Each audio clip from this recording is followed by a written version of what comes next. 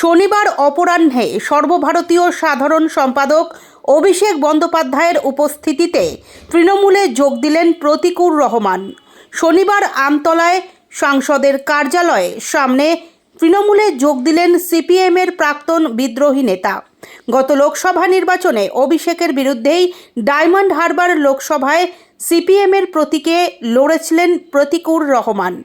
অভিষেকের সঙ্গে তাকে দেখা যাওয়ার কিছুক্ষণের মধ্যেই প্রতিকুরকে বহিষ্কার করল সিপিএম। শনিবার আমতলার কার্যালয়ে দলীয় অভ্যন্তরীণ বৈঠক করেন অভিষেক। তারপর বিকেল 4টে নাগাদ সেইখানে পৌঁছন প্রতিকুর। তিনি সেইখানে পৌঁছতেই এসএফআই দফতরে তার নামে বরাদ্দ লকার থেকে নাম সরিয়ে দেওয়া হয়। এসএফআইয়ের দফতরে 3 নম্বর লকার ছিল প্রতিকুরের, সেখান থেকেই মুছে দেওয়া হয় তার নাম।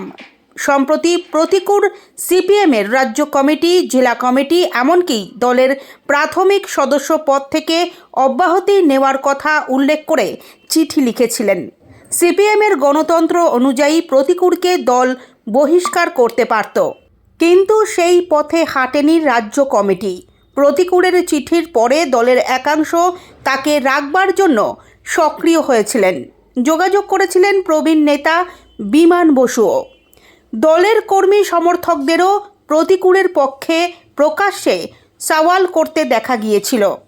আলিমুদ্দিন চেয়েছে বহিষ্কার না করে ধরে রাখার চেষ্টা জারি রাখার বার্তা দিতে, যদিও শেষ পর্যন্ত সেই চেষ্টা কার্যকর হলো না।